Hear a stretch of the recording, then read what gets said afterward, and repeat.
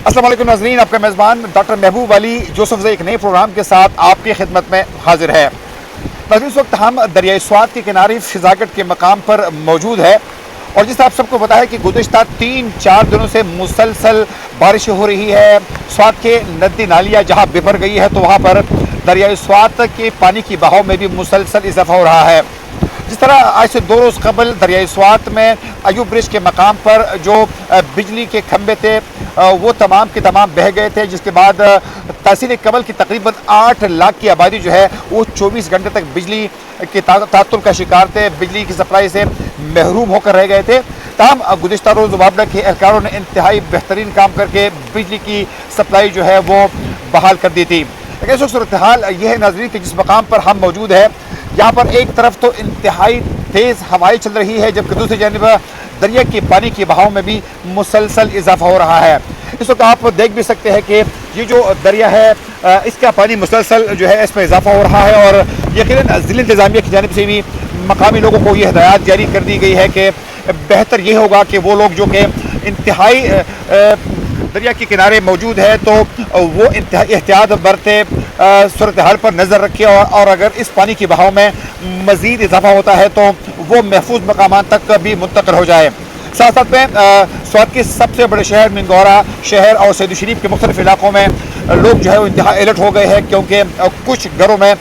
پانی جو ہے وہ داخل ہو گیا ہے، اور خدا نخواستہ جو نچلے درجے کا سیلاب ہے اس کی صورتحال ہے، اور اگر یہی صورتحال رہی تو خدا نخواستہ اس پانی کے بہاؤ میں بھی مزید اضافہ بھی ہو سکتا ہے۔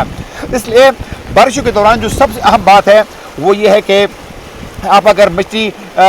مچھلی پکڑتے ہیں اس سیزن میں تو آپ کو اجتناب کرنا چاہیے، کیونکہ انتظامیہ کی جانب سے بھی تمام شکاریوں کو یہ ہدایت جاری کر دی گئی ہے کہ دریا کے کنارے اس موسم میں مچھلیاں پکڑنے سے بھی اجتناب کرے۔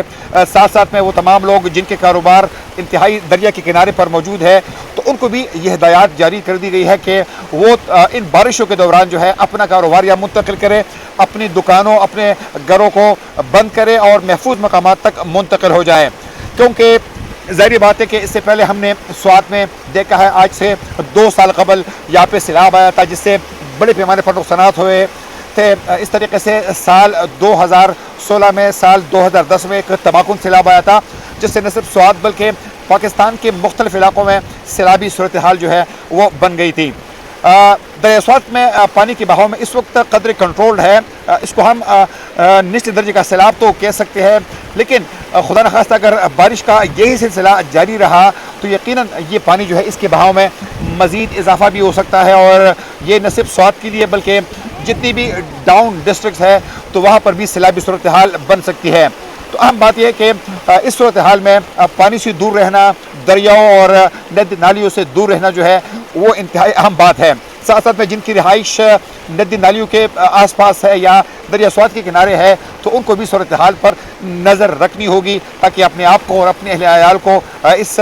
ہنگامی صورتحال سے بچایا جا سکے۔ اگر پروگرام تک اپنے میزبان ڈاکٹر محبوب علی کو اجازت دیجیے۔ اللہ حافظ۔